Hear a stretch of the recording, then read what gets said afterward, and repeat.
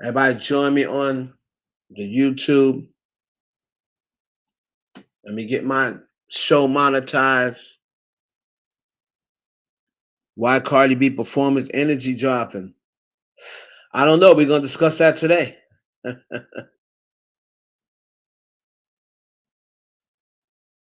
I'll turn to him and like, I'm not doing Diddy. Like everybody is just getting too um everybody's caking too much off of Diddy, so I'm not even gonna do that. You know what I mean?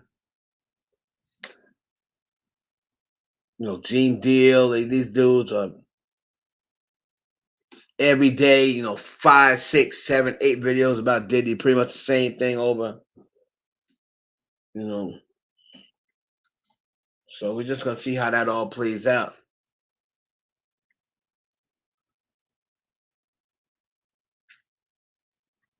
Shout out. Make sure y'all know, man, the Cash App is Heaven Hollywood for the live. Everybody send $1 over to my Cash App. $ Heaven Hollywood. Send your boy $1 for today's live. Support the channel. Support the blog. I got the podcast I got coming up with Kenzo, Bronx Island. Right?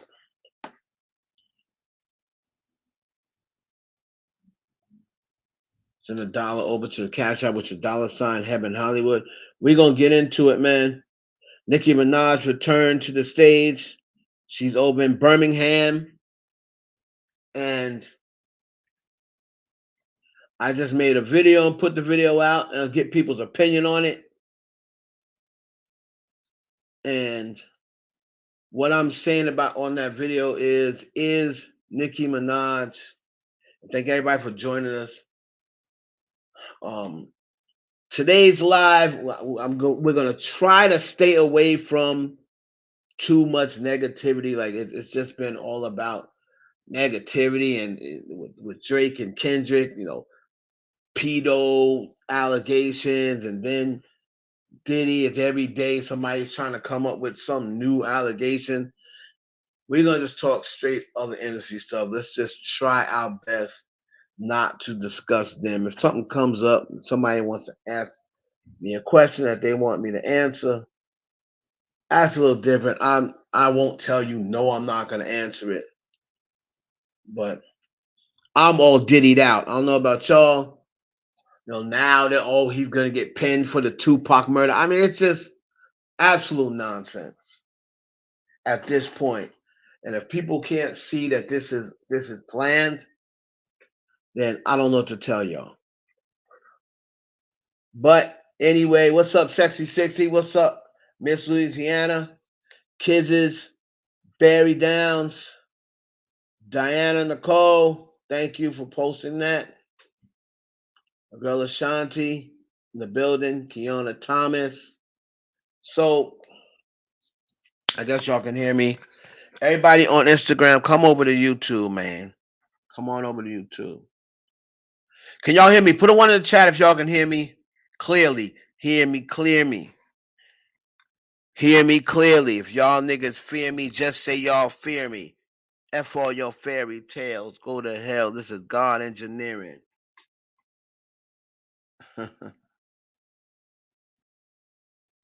April, what's up, April? Keisha, what's up, Keisha? Tail and Billie. We're gonna discuss Tail and Billie too real quick. We could probably discuss them first because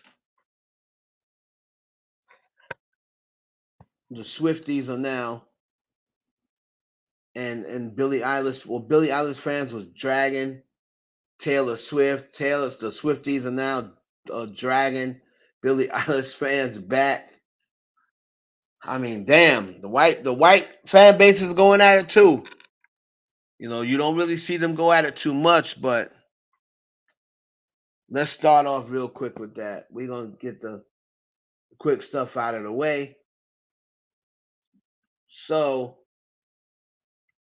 it is now Taylor Swift. What's Billie Eilish's fan base name?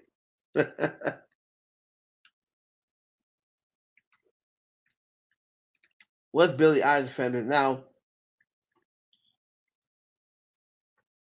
a little backstory on Taylor and Billie Eilish. Now, if y'all remember, Billie Eilish was working on the album that she just put out, and during the whole time when Taylor Swift was on tour, putting out her, redoing her albums, going on tour, breaking records on her tour, and recording her new album, and then of course being in the news for her romance with Travis Kelsey. Billie Eilish will all look. If you go back to her timelines, to her tweeting deletes, whatever, Billie Eilish was throwing major shade at Taylor Swift. She would say things like, "Yeah, never would I put out 1,000 versions, you know, of one song to try to prove a point, and with these streaming farms and the ability to have streaming bots, like she would be making these little these little sideway accusations, and a lot of people thought that she may have been talking about Taylor Swift, right? So the Swifties, at least we know, picked up on it, right? The Swifties picked up on it, and they started to go at Billie Eilish fans, right? And of course, Billie Eilish said, nonsense. Says nonsense. I was not referring to Taylor Swift. And she was stating that her and Taylor Swift had a good relationship. You know the things they're always going to say when they don't want to get, when they don't want to get shown up or put on blast, right? So she said, no, absolutely not. We have a great relationship. So then, as we all know, Billie Eilish, well, Taylor Swift, a couple of months ago, put out her long-awaited album, The Tortured Poets Department, and it broke all sorts of records. It was the second most bought album for the first week since Adele. Adele 21, I believe. So Taylor ended up selling about 3 million, close to 3 million in the first week of the Tortured Poets Department, and that's the second highest after Adele. Well, then recently, Billie just dropped her new album, and I did get a chance to listen to it, and it's pretty good. And I'm not even a Billie Eilish fan, but I did get a chance to take a listen to Billie Eilish's new album. Was it Hit Me Hard and Soft? I believe that's the name of it. Pretty good album. But when the album was dropping, Taylor Swift, as she will do, Taylor Swift will do this. Listen, y'all. If you haven't picked this up, right? If you haven't picked this up by now, Taylor Swift pays attention to what's going on social media, and Taylor Swift is very social media petty. She's very social media petty, and she knows when people are dropping, right? So just like how she did to Drake and who was it? Was it Beyonce that time? I forgot who else it was, but Taylor Swift then decided to put out a deluxe version, or I think it was new mix downs of the Tortured Poets Department. Now she was doing this the same week that Billie Eilish was dropping. So the Billie Eilish fans noticed it and they were upset. With Taylor Swift saying, "Oh, she didn't have to do that. There's no reason why Taylor had to, drop, the same week.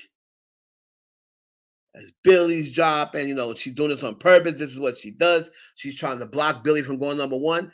And of course, Taylor Swift is trying to block Billie from going number one, because Taylor Swift is very competitive when it comes to this whole, biggest name in pop. Who's the queen of pop right now? Like, who's the GOAT? Taylor Swift takes, she follows those things. So of course, the Swifties try to play it off and say, of course, Taylor Swift dropped those versions to block Billie Eilish. Of course she did. Of course she did. Even though her fan base will say, no, no, no, no, no. Right? So, as we all know, Billie Eilish's album went to the charts. It comes in at number 2. Billie Eilish sells 329K first week, which is her biggest debut. And everybody says, wait a minute, second? How did 329K come in at second? Remember, I always tell you, it's all about when you drop. And the Tortured Poets Department, probably due to those recent... She's so petty. She's so petty. But due to those recent uploads of Taylor, did 375K. And this is what, week 3 or week 4 for this album? 375K. It remains, this might even be week 5. It remains number 1 for the 5th consecutive week. And the Billie Eilish fans are livid. They are livid that they feel as though Taylor Swift did not have to do that, and she could have allowed Billie to come to number 1. But the way Taylor Swift looks at it, man, is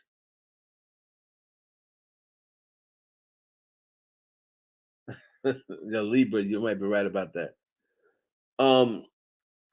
The way Taylor Swift looks at it as, hey, we all love Ant Edwards, right? Anthony Edwards in basketball. Everybody loves him. They're talking about he's the new Jordan and this, that, and third.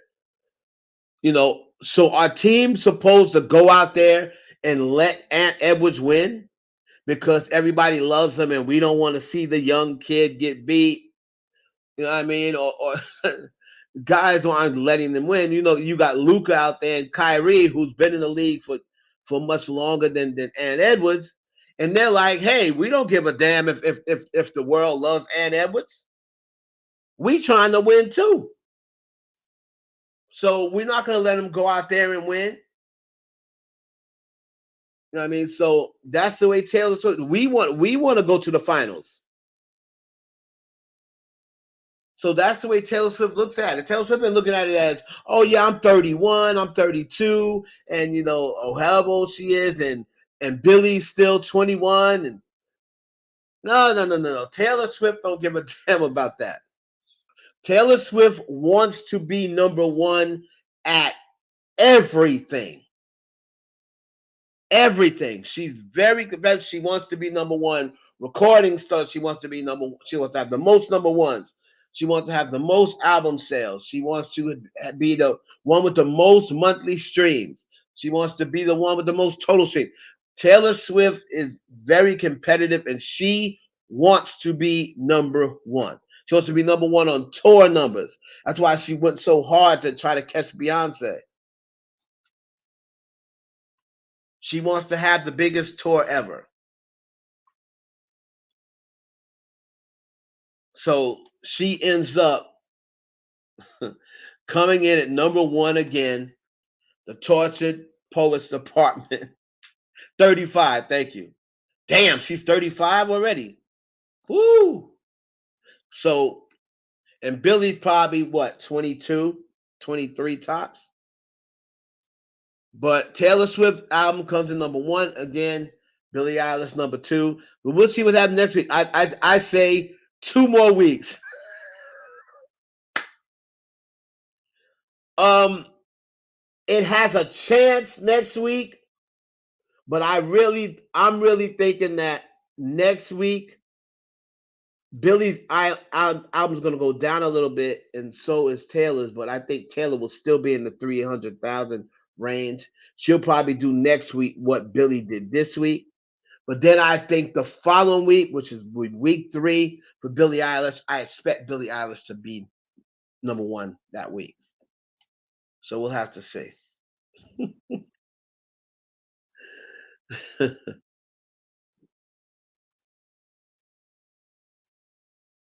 But well, Nicki and Taylor are both Sages. They're very competitive people. Right. And the whole thing, I've never been a fan of the multiple versions. I mean, I hate when people do that. Because to me, but it's now within the rules, right? It's now within the rules. So as long as it's not illegal, it may be Bush League, it may seem like you're cheating, it may be manipulation, but they haven't made it illegal, so people are still able to release as many versions as they want. I always thought that was the cheap way of getting onto the charts. Just put your version out there. If you want to put out an acapella version and a regular version, okay, cool. Or an edited version and a dirty version, okay, cool. But you start talking about the Southwest, the Chicago stomp version, what I mean, the Longhorn version, the instrumental. Like nobody gives a damn about the music by itself. You just want to get extra sales. So I always thought it was corny, no matter who did it, whether it's Cardi, whether it's Nicki, whether it's I don't know if Doja does it, whether it's um SZA. I don't care who it is. Always thought that was corny. But that's just me. I come from the era where you have to really sell records, right? But anyway, Billie Eilish comes in number two. So shout out to Billie Eilish. That's still big, right? Let's go on to this. Let's move on to this. We're going to move through this quickly. We're going to move through this quickly, y'all. And I probably have received this question more this week than probably any question, all week long.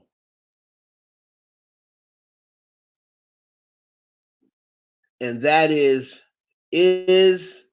Drake done? Is Drake's career over? Is Drake's career over? Now, hold on.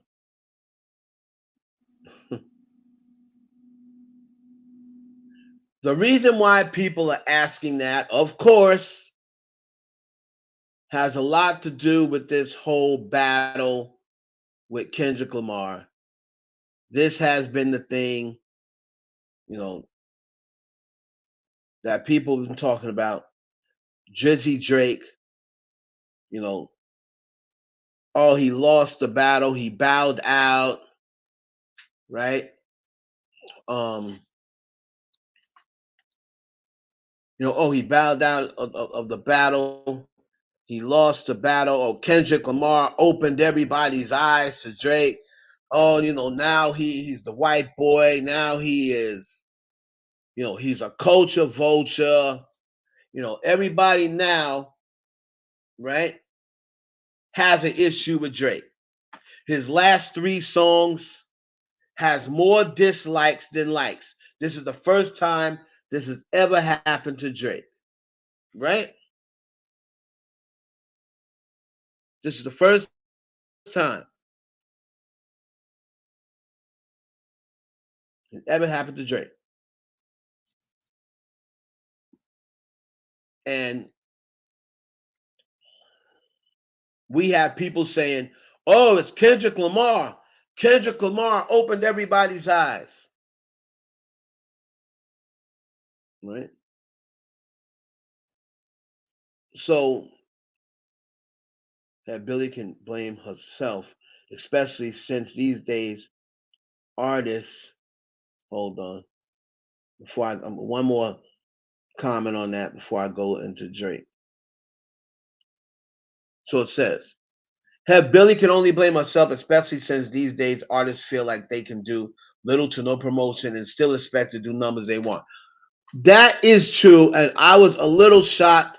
You know, Billie's always like ho hum, like I'm not gonna do promotion, I'm not gonna make a big deal out of it. If you want to get it, you know where to get it. You know, she's always had that mentality, and yeah, you're right. Now, and I don't even know if it bothers Billie Eilish as much as it bothers her fans or Taylor Swift haters, because I really don't think Billie could care less. Barry, here's an interesting comment I'd like you to get down on because I never really understand when people say this. No, but he needs to stick to making bops and no gangster music. Okay, so could you please explain to me what you consider is gangster music from Drake? Give me two examples. Give me three examples. Like if you said he needs to stick to bops and not gangster music, so what do you consider gangster music from Drake?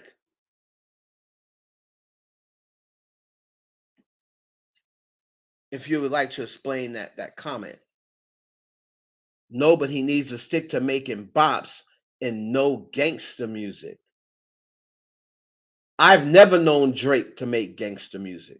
So this is new to me, but I'd like you to elaborate on that take.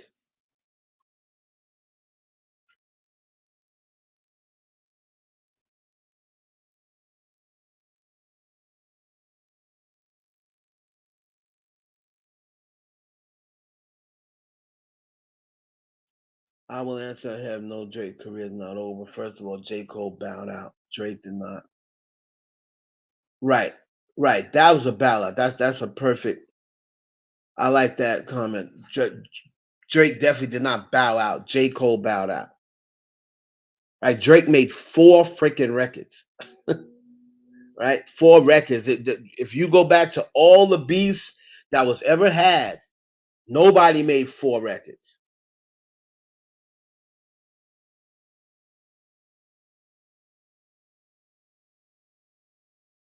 Drake has to stop trying to go back to business as usual like he did with Pusha T. This battle was a lot different. Social media didn't side with Drake like they normally do. He needs a solo number one. So wait a minute. Wait a minute.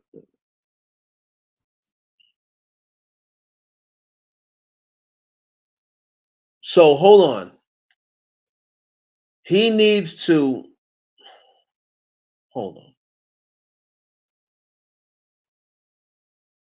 Drake has to stop trying to go back to business as usual like he did with Pusha T.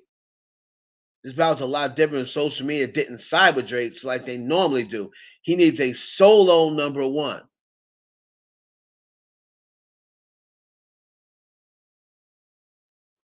What?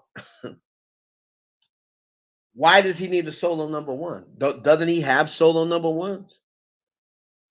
And he shouldn't go back to business as usual because people didn't side with him on social media. So what's he supposed to do? Sit around and mope over losing a battle to Kendrick Lamar? He didn't people say he lost the battle to Pusha T? That's what people said, right? People said you said he can't go back to it like he did Pusha T because people feel though they didn't side with him. They didn't side with him on Pusha T neither. So everybody felt as though he lost the Pusha T battle. So what I don't get is, why does Drake now need a solo number one? Why? He has solo number ones. The recent number one, other than Kendrick's record that was about Drake, the record that Kendrick just had number one was with Future, Metro Boomin, and that was a record with three people. That wasn't a solo number one. So I hear what you're saying, but I just don't understand why he needs a solo number one now after he has the most number ones. What does Drake have to prove to anybody at this point? You're saying I'm biased when it comes to Drake. I'm just asking you to explain your take. You see what I'm saying? I'm asking you to explain your take. How is that being biased towards Drake? If I ask you, what do you mean by gangster music? You said he shouldn't make gangster music anymore. So instead of you giving me an answer after I said, okay, what's gangster music? Then you start saying, oh, I'm biased. How am I biased when I just asked you a question?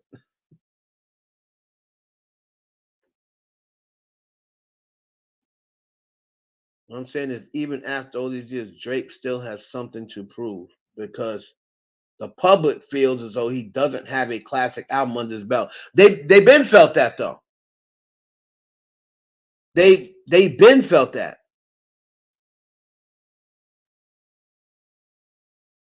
But you just said a number one. For you now, you this is something totally different. He still though he has something to prove, because the public feels though he doesn't have a classic album under his belt. But they felt that way before the battle. I've even said that. I don't know if Drake has a classic album. At least to me, he doesn't. But everybody knew that before the battle happened. So why does this battle why does this battle make him have to go get a number one? And even if he goes and gets another solo number one, that doesn't mean that the album that comes on is going to be a classic album.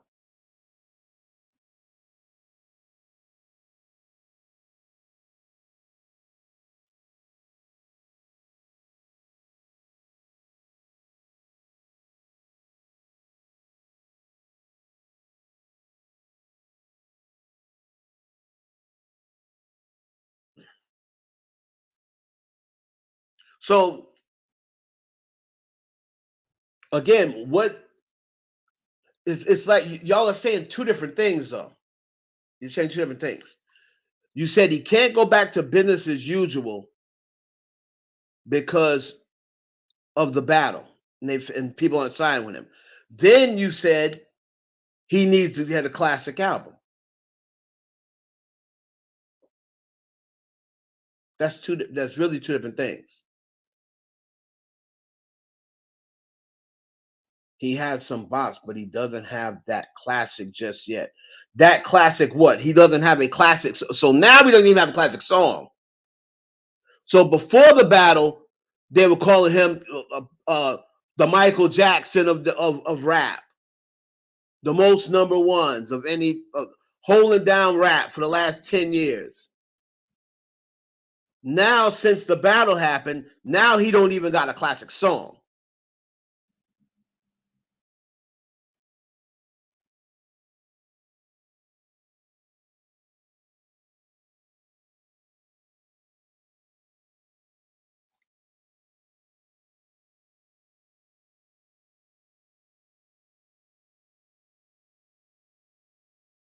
Right. Well. To me, that has nothing to do with Kendrick. That has everything to do with the generation and people that don't have their own minds. Because if he wasn't a colonizer before Kendrick said it, why is he a colonizer now? So to me, that don't have nothing to do with Drake. That got to do with the shallow people that can't think for themselves and just ride a wave.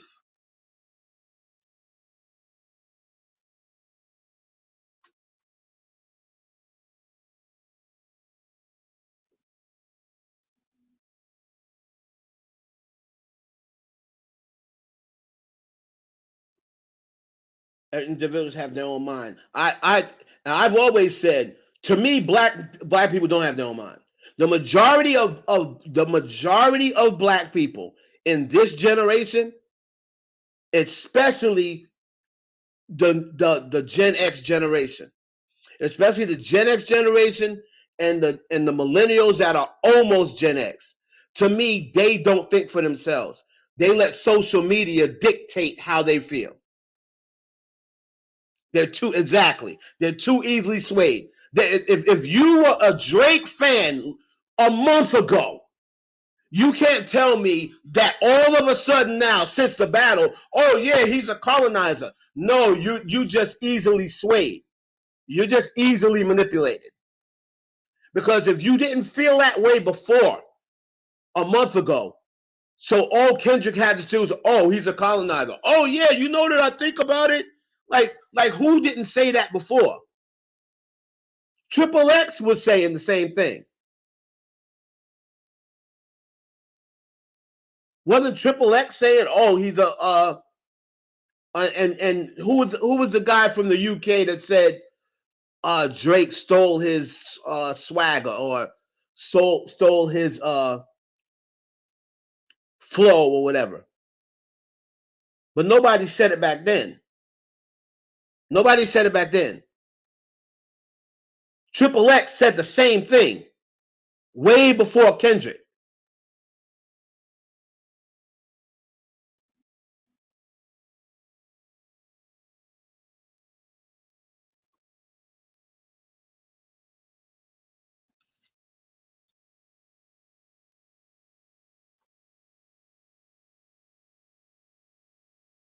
Okay, see, so then you don't even like Drake anyway. So of course you're gonna have the take that you had because you don't even like Drake.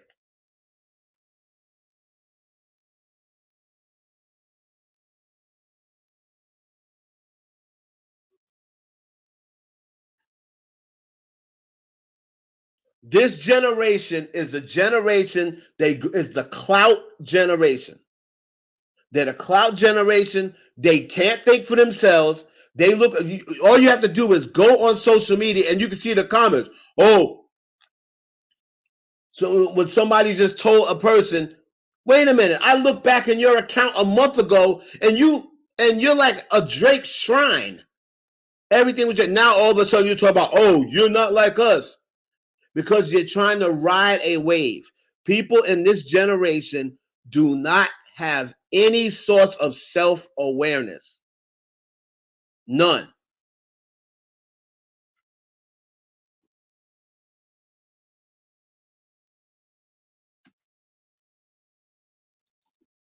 They just go on the social media and then they follow behind whatever the most popular take on social media is. Wiley is the godfather of grime and believed Drake was using UK grime for his own benefit. Well, yeah. But again, but who doesn't? Who doesn't use it? See, that's another thing I understand about people. Who is not going to adapt and use if they see that it's available to them, right? If they see it's available to them, who's not going to use another genre of music if they can do that music, right? Who's not going to use that avenue to them? You see it right now with Beyonce and country music. She can do country music, right? So she's doing country music. And yeah, she's going to use country music for her benefit. But who's not going to do that though?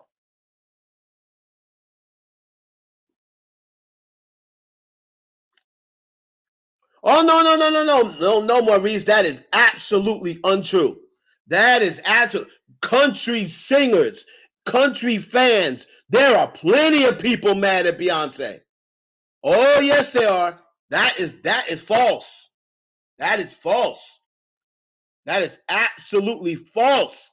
Did you did y'all see all the flack Beyonce took? Y'all can't be you talking about. You was about to say that. You gonna tell me you didn't see all the people criticizing Beyonce for doing country music?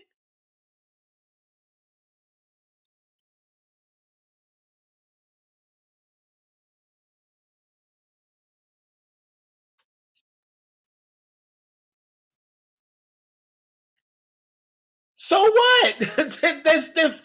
There's still people. They white people. So what? And it wasn't just white people. Trust me, it wasn't just white people. If y'all are on social media, it was not just white people. There was plenty of black people saying, "Oh, what are you doing country music for?"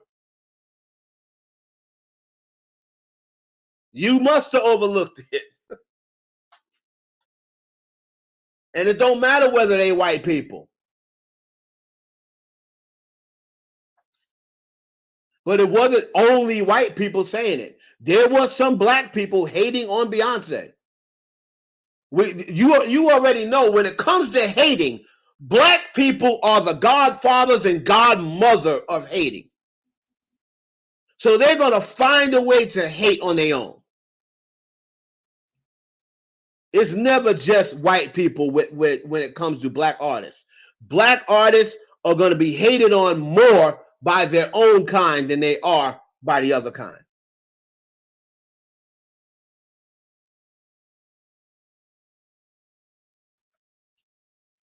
Black people hate on their own kind more than white people hate on black people.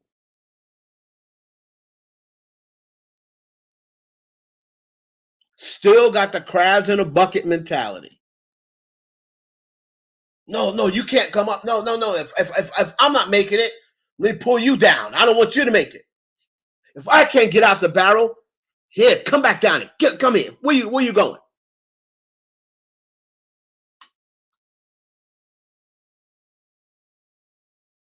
Thank you. This is absolutely true. I don't know what y'all talk about when it comes to that. I sat here. I did videos about it, about black people hating on Beyonce doing. She's trying to go over to country music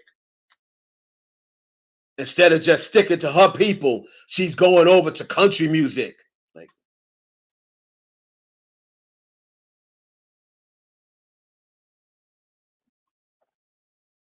yeah, we're not talking about Diddy today. I'm not doing no Diddy today.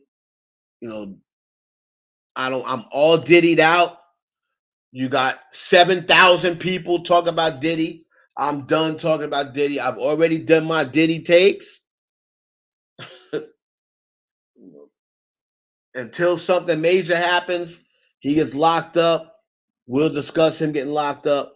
But I've already did my takes on Diddy. Whenever I do a Diddy take or talk about what happened with Diddy, people start getting all emotional, and I'm not in the mood for it. People can't um people can't have a discussion without getting emotional. So I'm not doing any Diddy takes today. Diddy, Cassie, Lassie, Kim Porter, none of that. Tupac.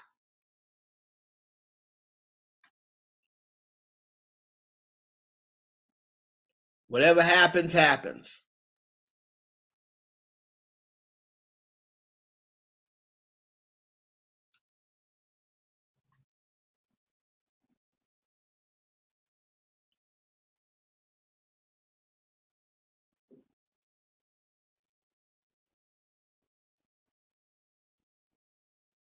Right. Well, the album's gonna sell because she had fans. I didn't say that everybody was against her. She has a fan base. So if she has a huge fan base, of course they're gonna support her. But there was a lot of people complaining about Beyonce doing country music. Not just country singers, country singer fans, and not all country fans are white. There's plenty of country music fans that are black. And she was getting slammed by country artists slamming her, getting cursed out. Did she just get cursed out by Kid Rock? Kid Rock just said F Beyonce and F her husband. I would never do a country record with her. Why she offered him $1 million? I have no idea. I don't understand why Beyonce would do that. I don't understand why Beyonce would do that. Why she would even attempt. Everybody on Instagram, come over to YouTube. And I mean, you don't have to, but we're on YouTube. But I don't understand why Beyonce would do that. But back to Drake. This is my opinion, and of course, they never listen to me. But if I'm Drake, I already told you what I'm doing. If I'm Drake, I'm going to say, first of all, I don't got a motherfucking thing to prove to y'all. That's the first thing. I've been holding this shit down for 13 years. I've been the most consistent artist, the artist that put out music every single year, put an album out every single year for what, 13 years? So I ain't got a motherfucking thing to prove to y'all. That's the first thing. The second thing is I would cut off every single male rapper. If I'm Drake, I cut off every single male rapper except Lil Wayne.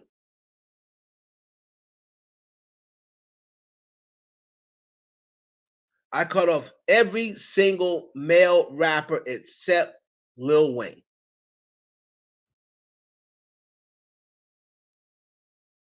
Because when you help people, it does not prosper.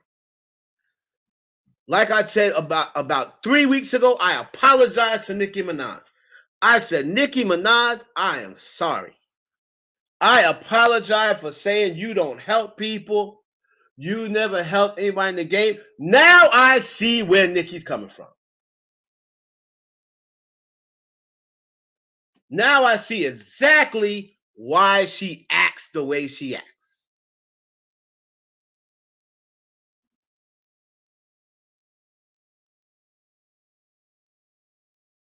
Right.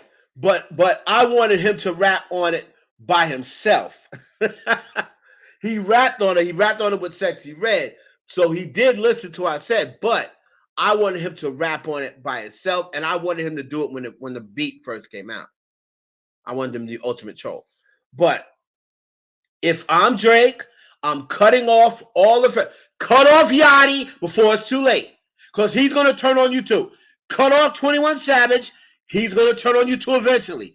I would cut all them niggas off. Cut him off right now. Because you know he's already cool with Metro Boomin. So he's going to be trying to straddle both sides of the fence. Nope. Cut him off. Nigga, you ain't getting no more collabs. Rick Ross, you know your fat ass ain't getting no more collabs. Future, you let Metro Boomin finesse you into making a record about me. Fuck you too.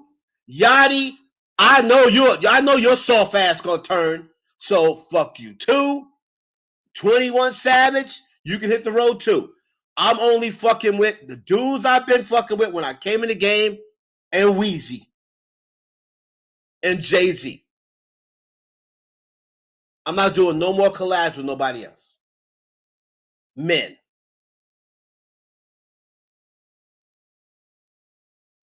Y'all said I'm a pop star. I'm not rap. Guess what? My next collaborations, the only collabs I got coming up is with Nicki Minaj, Wayne, and Taylor Swift. So you know the record's going number one. That'll piss people off more. If I'm Drizzy Drake, I say, oh, I'm a pop star?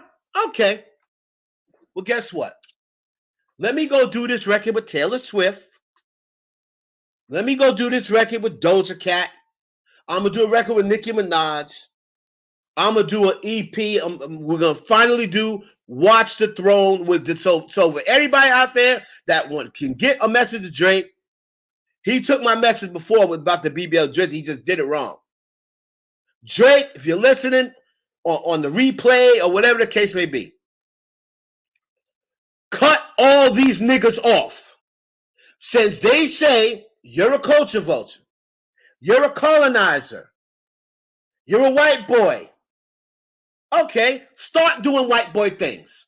I'm only doing collaborations with Post Malone, Taylor Swift.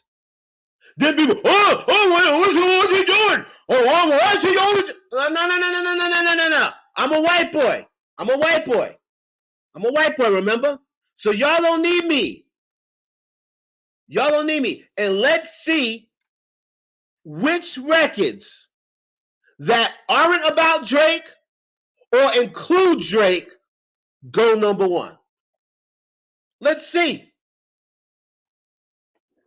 Let's see which records that you're dissing, if you're not dissing Drake, or if your records aren't with Drake. Let's see how far these records go.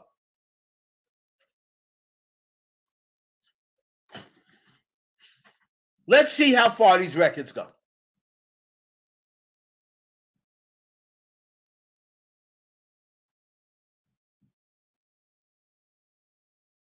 Plans for did not listen to you. Remember Danny Lane? Yeah, now she's talking about taking herself off the map.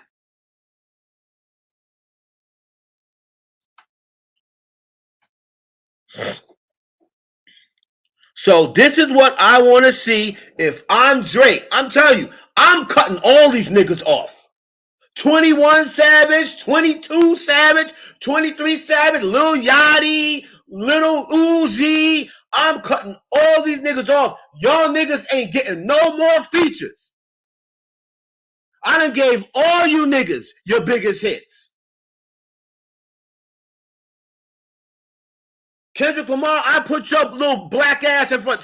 Since you want to say I'm a white boy, okay. I put your little black ass in front of your biggest crowd. Rick Ross, your fat ass got 4 top 10 hits. Guess who is on them hits?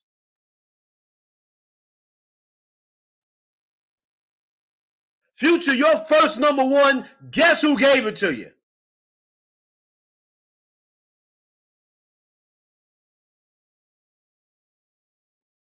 It ain't Sam Rocky. I know you ain't talking.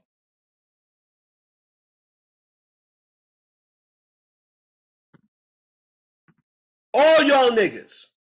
It was Drake featuring Drake. Records was, like he said, records sounded like Drake featuring Drake. And now y'all niggas gotta diss me for anybody to pay attention to you. What's that telling you?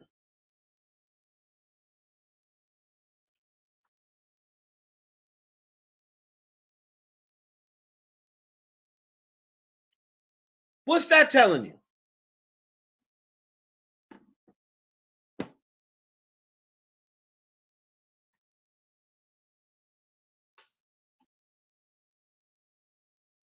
Now that he dissed Drake, all of a sudden, he's breaking records. I wonder why.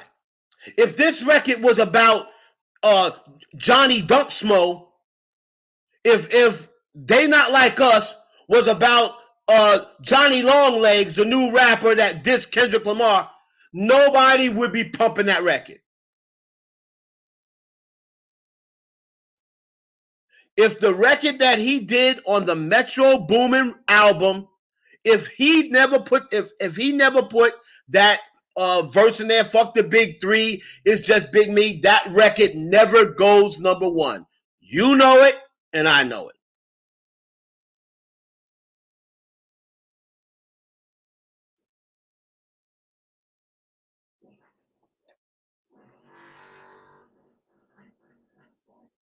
What's up, Radiant?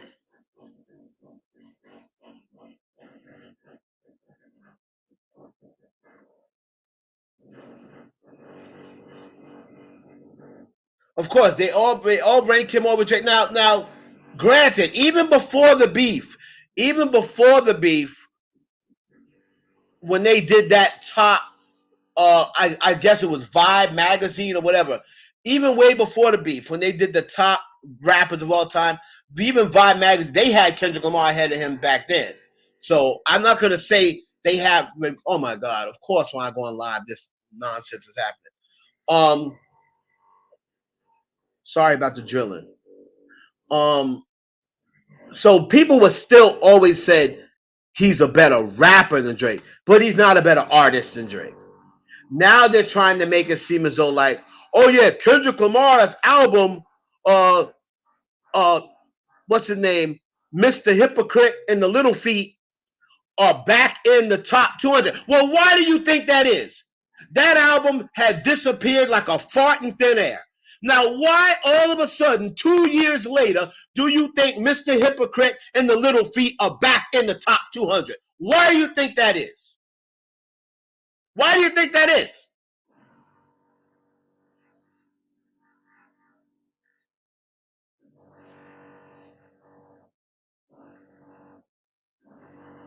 No, we're gonna talk about Nicki getting arrested in a minute. That was some bullshit too. But to close out with Drake, I don't think Drake is done, but I think he needs to make the right moves. And let me tell you something. This whole shit about summer vibes and you working with that dude, and you working with that dude that did honestly never mind. No, no, no, no, no, no, no, no. Do not put out another record like that. Honestly, never mind.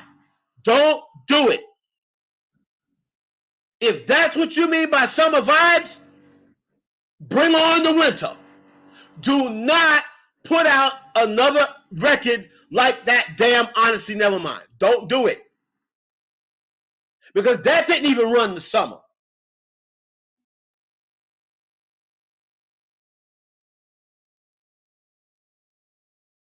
Don't put out that shit. Go right. That's what we need. We need Scorpion vibes. We need an album about this whole thing, about this whole battle, about this whole time, about your friends turning on you. That's what you need. A hip hop album like Scorpion about how everybody turned on you at one time, about how just a year ago niggas was on dick talking about he's one of the 2%. Me and Drizzy, we in the 2% of creators. Meaning it's only maybe me, Drizzy, and maybe Wayne, Wheezy, and probably Hove, who can walk into a studio, hear a beat, and write and create something right there. We in the 2%. That was just 9 months ago, you fat fuck. Now all of a sudden, what? He gotta wait on his ghostwriter. You just said he was in the 2% of people who can walk in a studio and hear a beat and create something right then and there. And not many rappers can do that. Only you, him, Hove, and Wheezy. You said y'all was in the 2% of all rappers. Now, 9 months later, he's got to wait on his ghostwriters?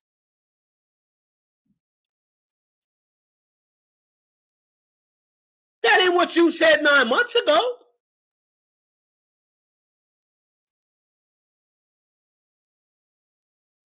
That ain't what you said when he gave you Lemon Pepper Freestyle. He wasn't a white boy when you had what's it called, Gold Roses. He wasn't a white boy when he gave you Aston Martin music. Was he a white boy when he gave you I'm on one?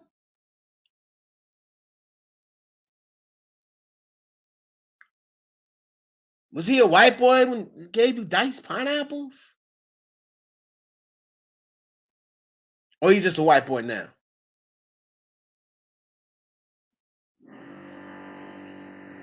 Interesting.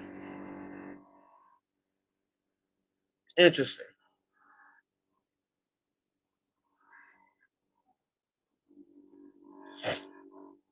So if I'm Drake, I'm announcing my Young Money EP, 6 songs with Nicki and Wayne, right?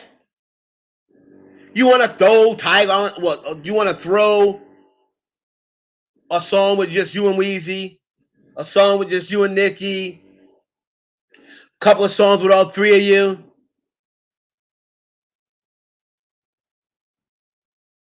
Then I'm announcing I'm not giving no more collaborations to males.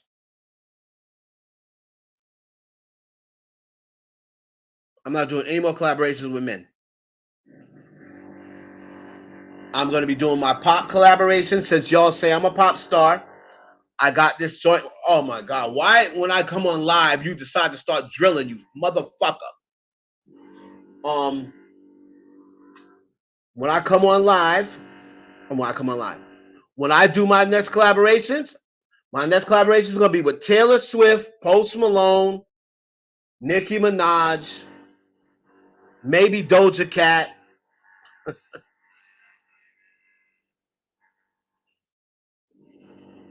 You know what I mean? That's what I'm doing. And ain't none of y'all niggas gotta ever worry about me hitting you up for nothing. Don't come to my house neither. Don't come play basketball in my shit neither. Don't come over and play no football basketball. Don't come drink none of my vino. Don't come try to scoop up none of the bitches that be at my house at these parties. I'm a colonizer. I'm a white boy. I'm a culture vulture. Don't fuck with me no more. Period. That's the way he needs to be.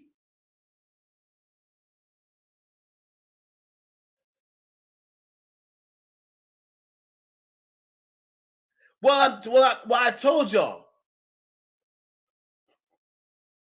You have to remember, these are the artists. See, the executives, they love Drake. The record labels love Drake. And they're mad. They ask going to the artists like, what are you doing? It's the artists. It's the artists that have an issue with Drake because of this new Gamma situation, right? They all feel as though Drake has too much power and Drake has too much say so in the way their money is structured.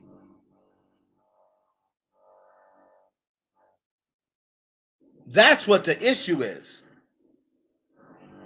Because if the issue was all this other shit they're talking about, that should have came out years ago.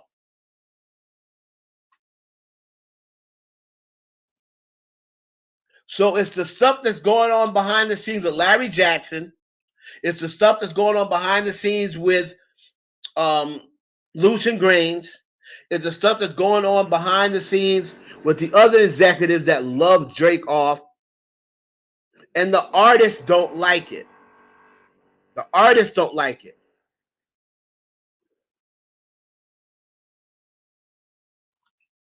So that's why you see them falling out with them. The label is basically saying, what the hell are y'all doing?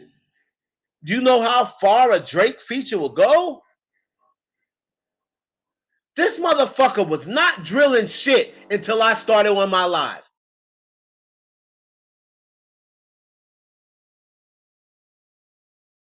Stop that shit.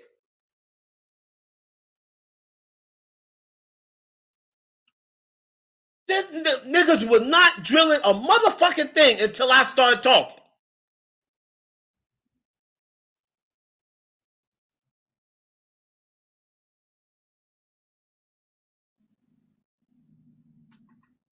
All right, hold on. All right, let's go. Listen, this motherfucker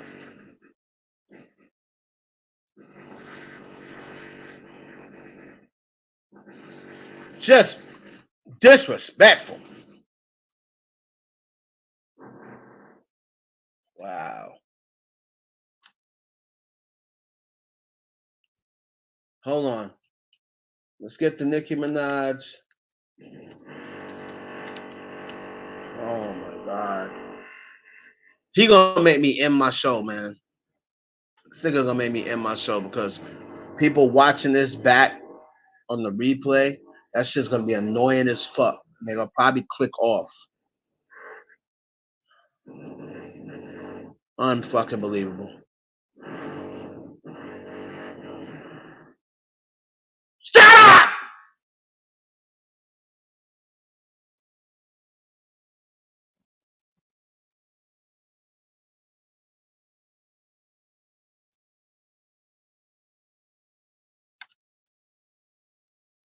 Okay.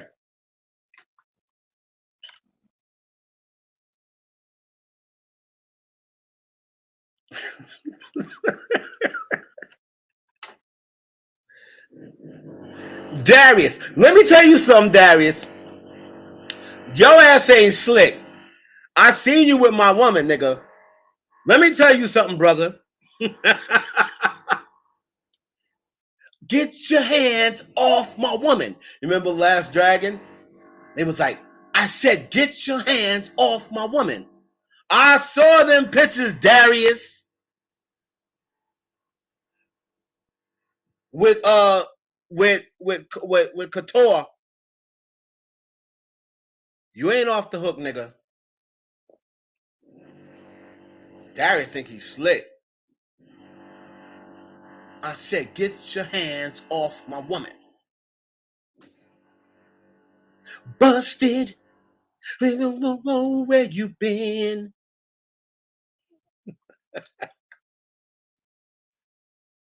Called out. They're like, oh heaven, I'm gay. Nah, I don't want to hear it. Don't want to hear it. Couture make a nigga switch. I don't want to hear nothing. Y'all niggas dick still get hard. I don't hear that gay shit.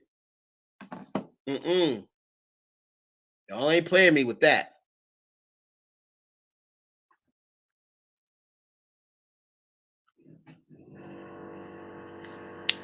I see you, Darius. You ain't low. Darius, my man. All right. Hold on. Oh, Nicki got arrested, y'all. Nicki got arrested. So here we go. Let's talk about this shit. So while in Amsterdam,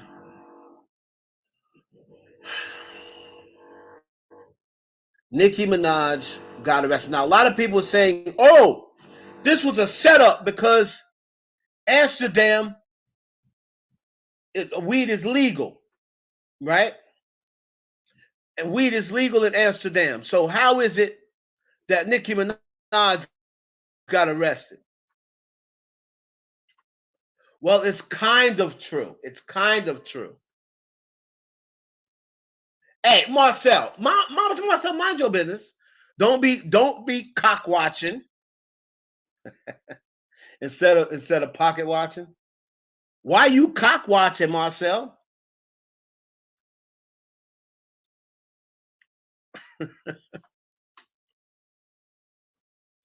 So oh no, Bill Walton passed away. Oh man, unbelievable play by Reggie Miller. Absolutely awful. Me and my brother be doing Bill Walton voice all the time. Now that was a dunk. Oh man. Rest in peace to the great Bill Walton, man. Wow. All right, so I'm just kidding with you myself. So Nicki Minaj went and over in Amsterdam, and she was arrested while she was on Instagram Live. Right? Let's see if we can find it. I mean, we've all seen it by now. It don't need to be. We've all seen the footage. So a lot of people's asking me, was this some sort of setup? Because she was in Amsterdam, and weed is legal in Amsterdam. Well, that's kind of right. It's kind of legal. Wherein, listen, you can buy weed in Amsterdam legally, right? You can buy weed legally. However, you can only come into the country with a certain amount of weed. So that's what they asked her about the stuff in the pocketbook, the purse. If she just would have had those pre-rollers, she was good. But what happened was they said, "Oh, we think you're lying. We think you have more." Well, they had already checked her bags. They tried to play her, and they had already checked her bags. So what Nicki Minaj was going to do, she was going to admit to them that, yes, I do have more weed, but I have to get my bag so I can give it to you, so then you can weigh it and do whatever. But they're saying, oh no, it's too late, because we already found the weed and it was in the bags that's on the plane, right? But Nicki Minaj's issue was, yeah, but I didn't tell you to put those bags on the plane. You took it upon yourself to take those bags and put it on the plane before I can get to them and pick out which bag had the weed in it. Now it's making it seem like I was putting the weed on the plane trying to get over and trying to transport it with me. But I didn't even know that you put those bags underneath the plane because you did not correspond with me about the bags. But they were saying, no, you had the weed in the bag. You're under arrest. You broke the law. You're under arrest. Right?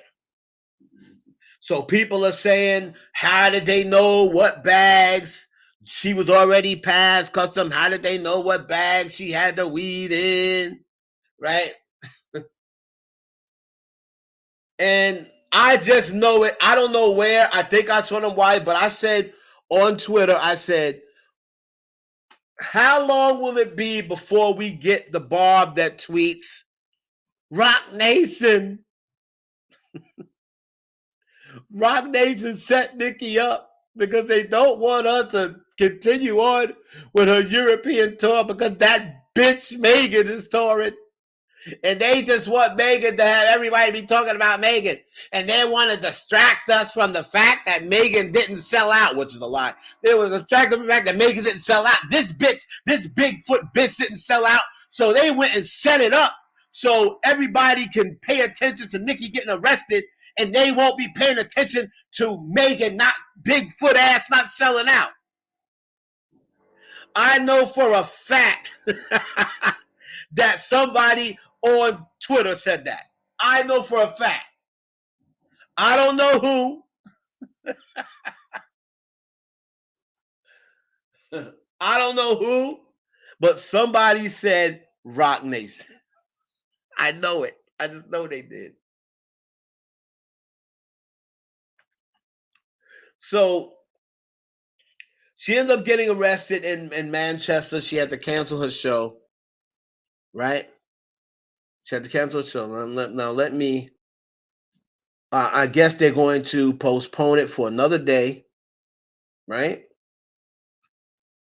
So she was still, at least to get to do the show, she had to go down, asking people in the lobby, and then she went to her hotel because she still had not flown out yet.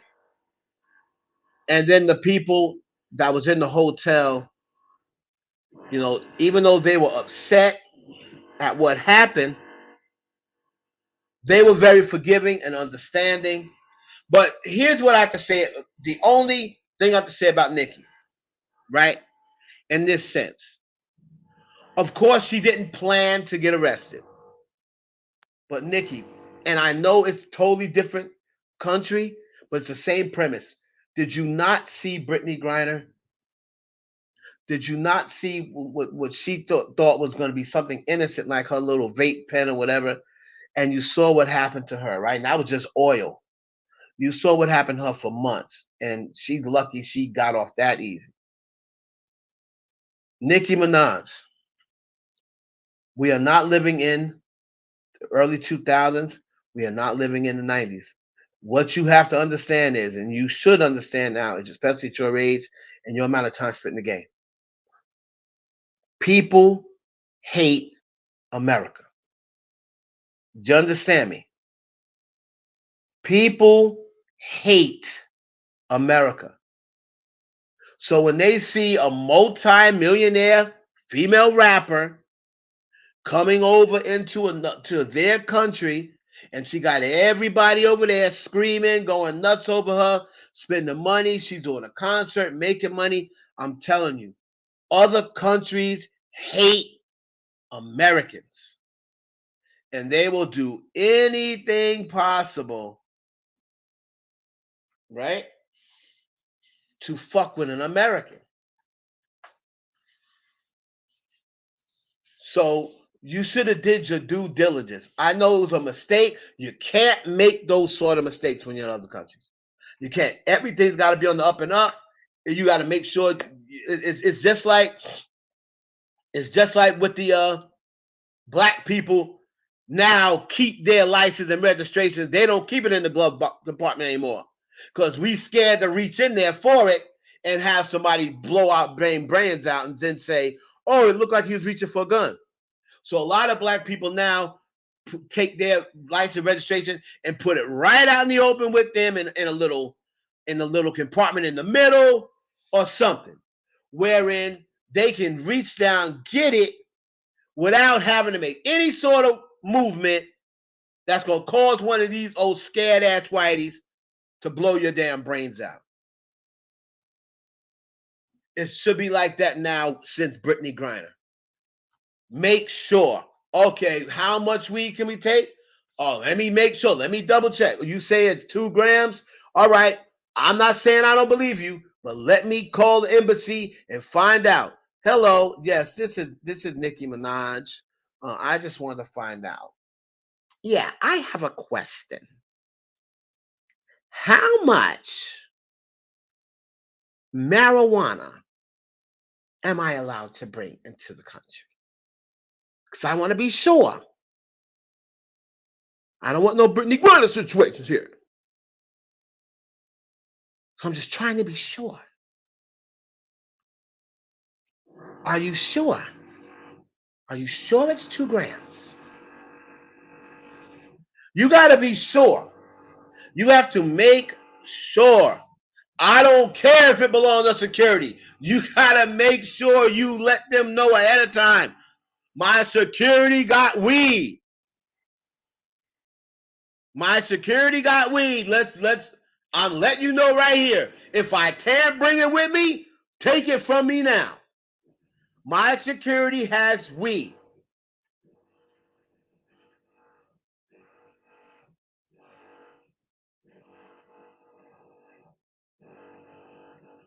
I don't know why his dumb ass brought weed over here. Well, probably because I asked him. Yes, I admit it. I asked him to bring pre-rollers, and I asked him to bring some weed because we're gonna get fucked up in between my shows. But I know weed is legal under here, so please let me know how much weed I bring, and could you please check this dumbass security guard that brought this weed in here? Because I want to be sure. That's all. I don't need you to put me under arrest. I don't need any bad headlines. This is a sellout tour. So when you're going over in other countries, you just have to make triple check. Triple check. Well, Crimson, probably because they had the good shit. and you probably can't get weed in Amsterdam. Like I said, weed is legal in Amsterdam, but it's kind of like uh, Canada having free healthcare. Yeah, you got free healthcare, but the doctors are shit, right? So Amsterdam, yeah, the weed is free, but the weed ain't that good in Amsterdam. There's better spots in Cali. You can find better spots in Cali. Where you get that Maui wowie, right? Or better spots in Jersey where you can go get that headbanger boogie. You know what I mean? So yeah, Amsterdam's got free weed, but it should be weak.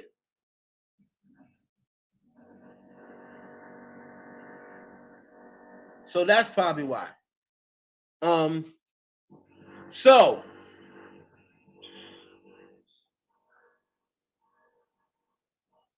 it cost her a show, but she was right back at it out there in Birmingham. So shout out to her. The fans seem to forgive her. And me seeing that, right? I mean, I knew it before, but let's just keep it a buck. Let's just keep it a buck. Um, I knew it before, but man, Nicki Minaj. Now, how long she officially in the game? 14 years, 15 years? What she drop? 09? So yeah, 15 years, right? We're not gonna count the mixtapes prior to that, whatever. Her record deal was like 09. To be, especially in the age of this generation that we're dealing with, right? Where the older you get, it seems as though the further away from your young fans you get. Nicki Minaj, as she's getting older, she is, and this is the first time I've really seen this, she's acquiring new fans that are young, like teenagers and 20s. So I think she's the only person. I'm gonna say Taylor Swift too, but Taylor Swift is a pop singer. When you go to a Nicki Minaj concert, you now see teenagers, 20-year-olds, 30-year-olds, and 40-year-olds. And hell, you may see some 50-year-olds. Who knows?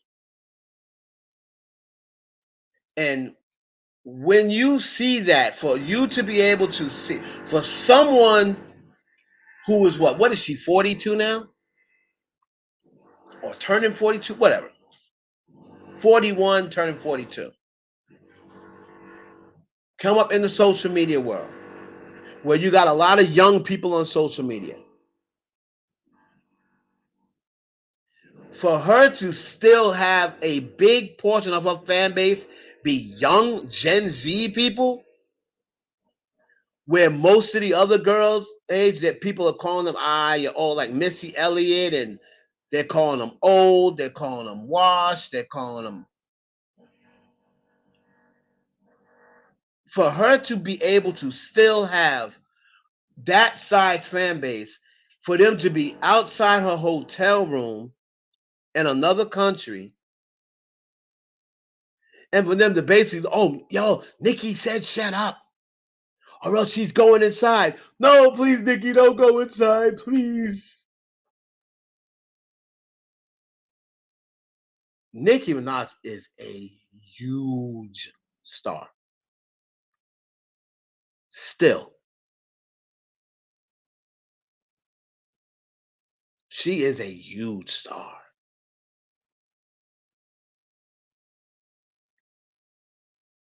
And it's kind of surreal to me because my memory is very good. And I can like sit here now and picture her, Safari, um, Nettie, my cousin, me, and I'll pick any engineer, Mark the 45 King, or one of her engineers. I could still like close my eyes and picture that room. Of her sitting here with her little Nikes on, her little baseball cap on, with her chunk jewelry, with her little black and white composition book. And it's like, damn, like, how do you get from that to this? And if I ever had the pleasure of interviewing Nicki Minaj, I would ask her, do you think back to, because roughly what? When you think about it, it was really only 13, 12 years ago. That's really not a lot of time. That's really not a lot of time when you think about it, because I'm sure people can think and remember everything that happened 12, 13 years ago. I could tell you stories that happened to me, 20 years ago without blinking.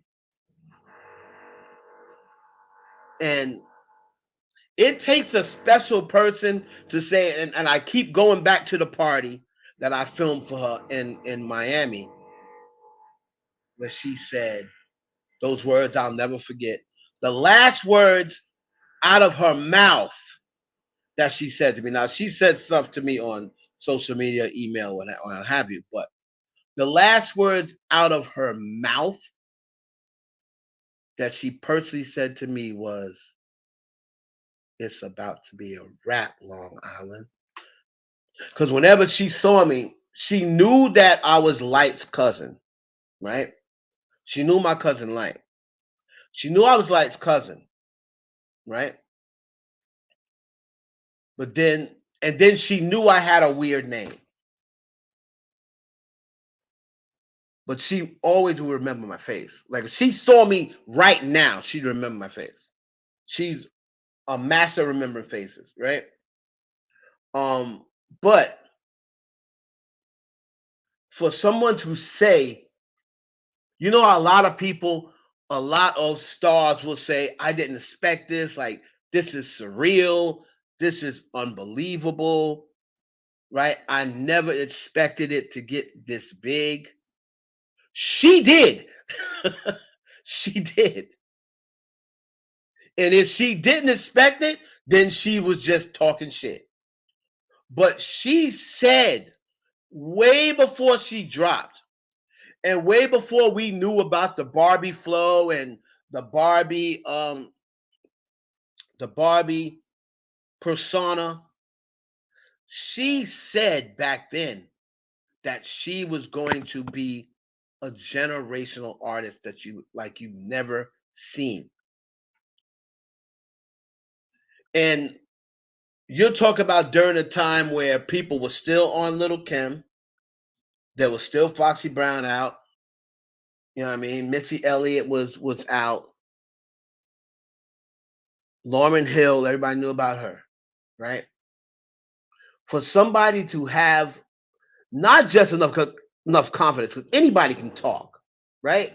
Anybody can talk and say, "Oh yeah, I'm going to be the best. I'm going to be the greatest," right? But for her to be able to say, with all that competition, I'm going to be like no artist you've ever seen, and then actually go out and do it. That's crazy. That's crazy.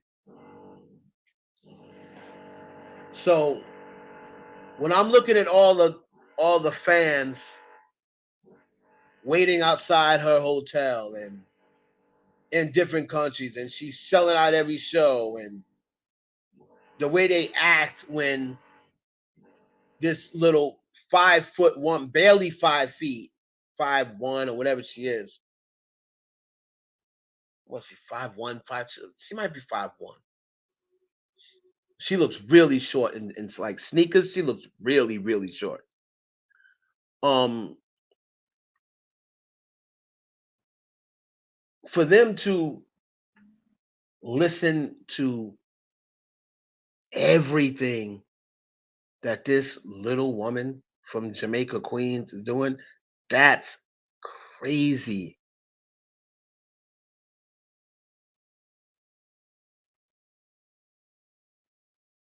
She's a huge, huge star. Is she Beyonce level? No, she's not Beyonce level. Is she Taylor Swift level? No, she's not Taylor Swift level. But is she Michael Jackson level? No. But she's that next tier. She's that next tier.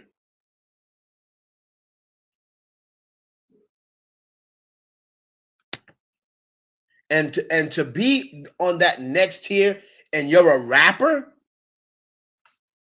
that's pretty huge. That's pretty huge.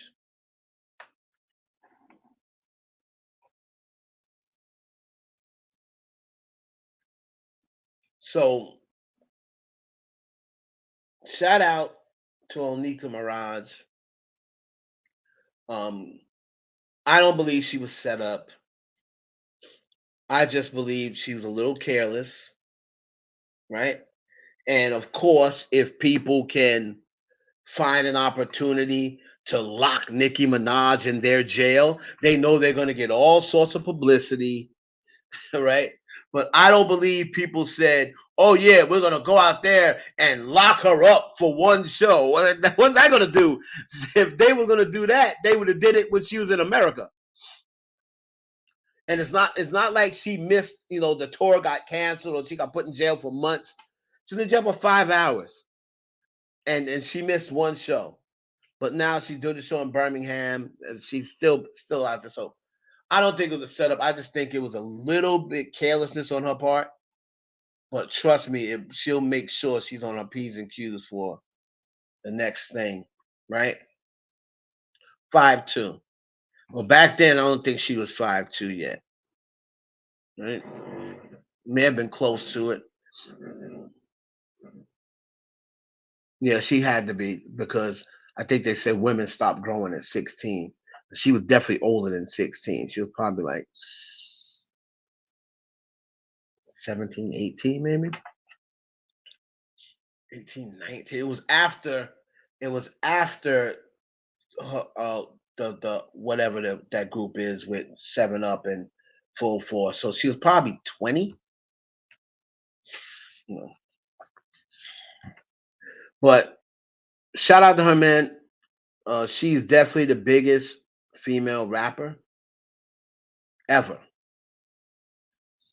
I know I always say that Missy Elliott's my GOAT, but Nicki Minaj is the GOAT as far as female rappers go.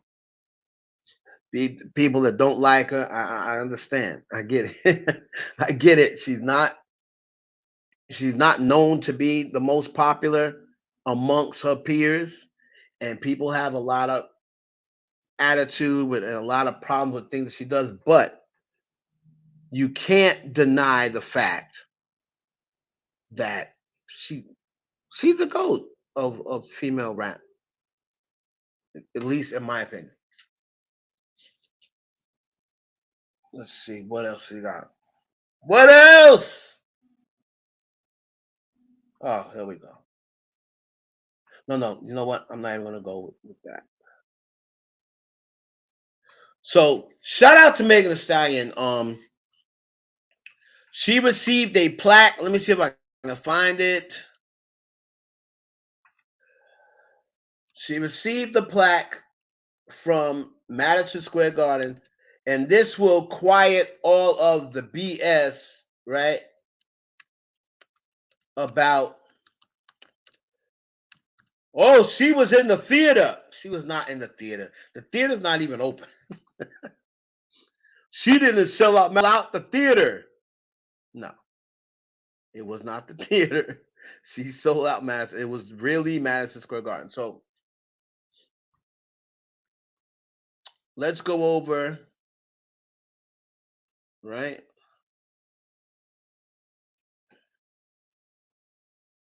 Here we go. Boom.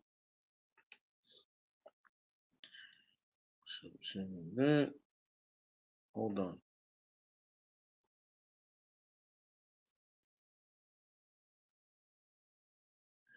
So we're gonna shout out Megan Thee Stallion. Hope y'all can see it. Madison Square Garden gifted her with this nice plaque.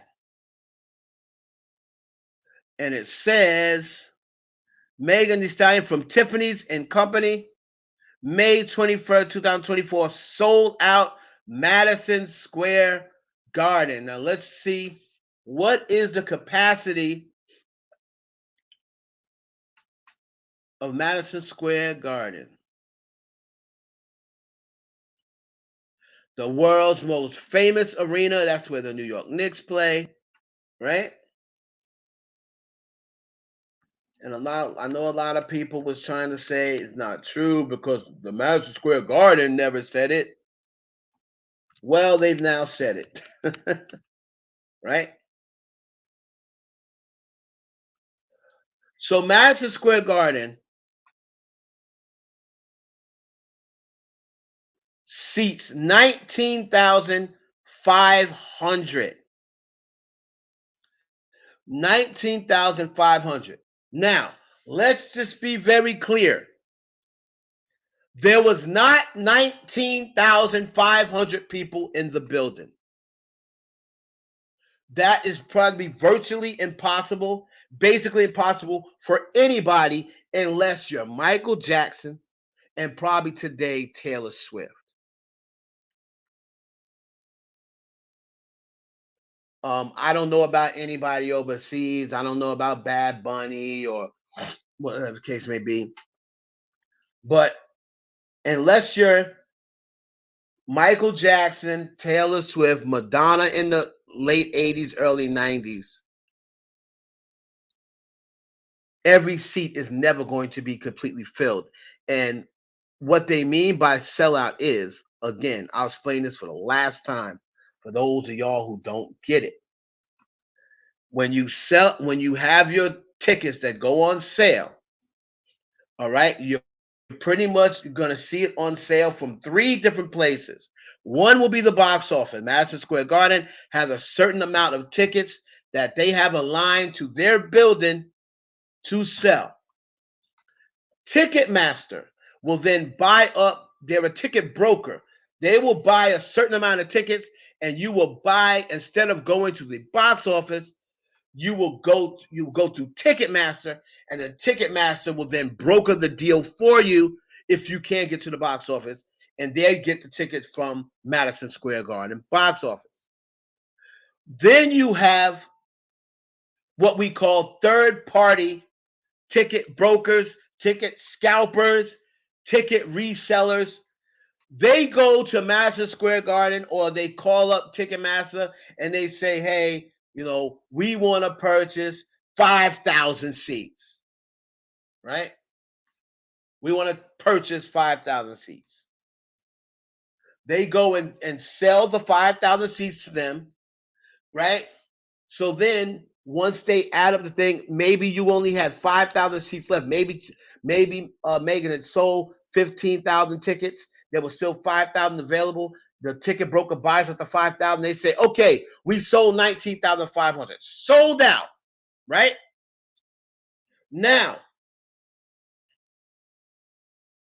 even though it's sold out, you can still go to the show, because what you can guarantee is by the time the day of the show rolls around, or maybe a day before, or 2 days before, the ticket scalpers are going to realize that they cannot sell all the tickets that they bought. So we are now going to sell it back to Madison Square Garden.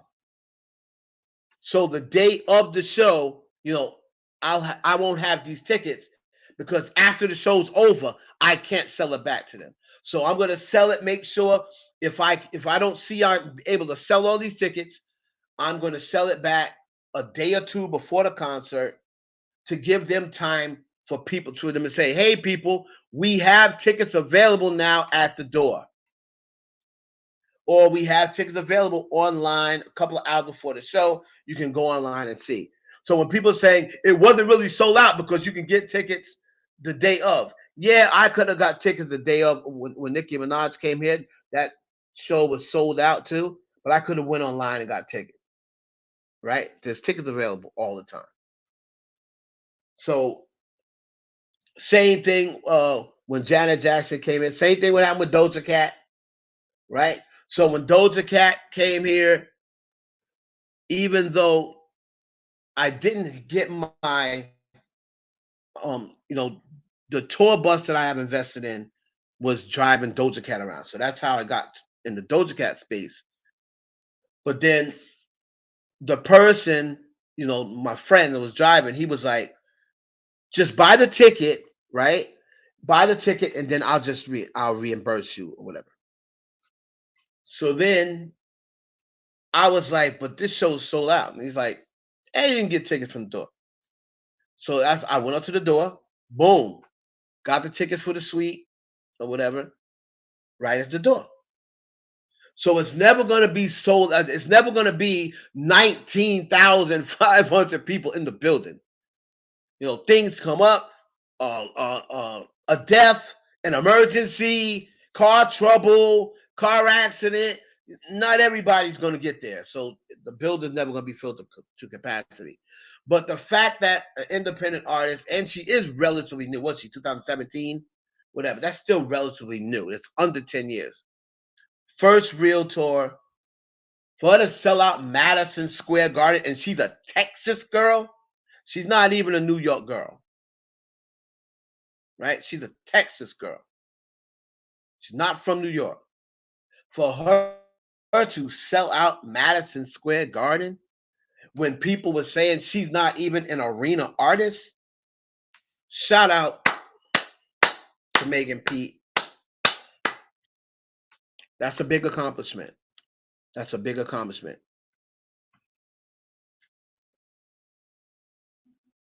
And then people, Nicki sold out 30 shows in a row. She's not she's not in the same status. Like I said on my video, I don't put them in the same tier. Like, yes, Megan's won Grammys and she's got the same amount of number ones as Nicki Minaj, but she's not as big an artist or as big a hit maker as Nicki Minaj is, right? So I don't expect Megan to go and match Nicki and sell out 36 shows. Just like, she doesn't have the fan base for that. And nobody should expect that. Nobody should expect her to go and get 36 straight sellouts. It's not going to happen. She's not that big to expect that. So that's why when people say, "Oh, Nicki sold out Madison Square Garden," why are you making a big deal? Because Nicki's supposed to sell out Madison Square Garden, right? Taylor Swift is supposed to sell out Madison Square Garden. But if Chloe goes and sells out Madison Square Garden, it'll be a big deal. People will make a big deal out of it. You say, "Oh, Taylor Swift did it." Yeah, but this is Chloe Bailey. So if Chloe Bailey does it, it's gonna be a big deal. So that's the same way I feel about Megan and when it comes to someone like Nicki Minaj. Even Cardi B. If Cardi B sold out Madison Square Garden, I'm not making a big deal out of it because you should be able to sell out Madison Square Garden. Right? You should be able to. So if this was Cardi B and Cardi B went and booked Madison Square Garden and she sold it out, I'm not making a big deal out of it because Cardi B at this point, you should be able to stop Madison Square Garden because you got 5 number ones, you got all these streams or whatever. So yeah, you better be able to sell out Madison Square Garden. It's not that big of a deal to me. But that was her little plaque from Madison Square Garden, and people getting mad at me. Hey, why didn't Nicki go? Ask Madison Square Garden, Bobs. Don't kill the messenger. All the Bobs, go hit up Madison Square Garden and ask them why Nicki didn't get a plaque. I have no answers for you.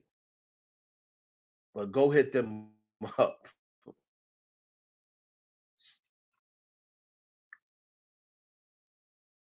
And finally,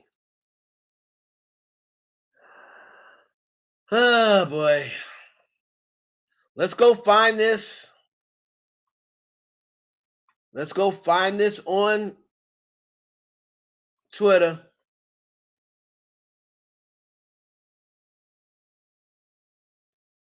People swore I wasn't going to talk about it. Oh, you're biased. You're not even going to mention it. Why would I not mention it? It's trending. Why would I not mention it? I'm not going to make a bigger deal out of it over as some Cardi B haters might. But I'm still going to mention it because people were sending it to me. Oh, what do you think about this? Because when Cardi B came out on stage with Megan Thee Stallion and also Glorilla, right? People were saying, so sad. Everybody's saying that I look fat. Like my ass.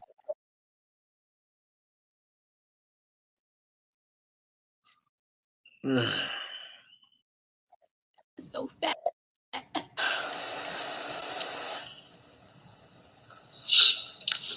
Everybody hates me.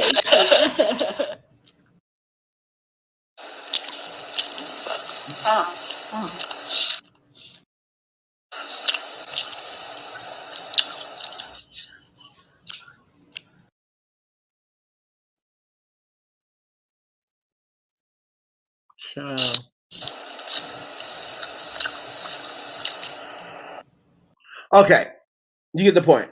Everybody's seen the footage of her performing, right? Let's go to this over here. This is her performing at Dre's nightclub.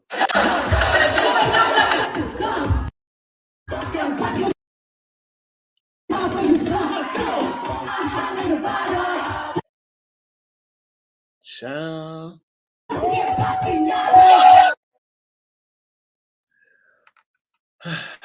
All right. All this buffering shit like Twitter be with my computer.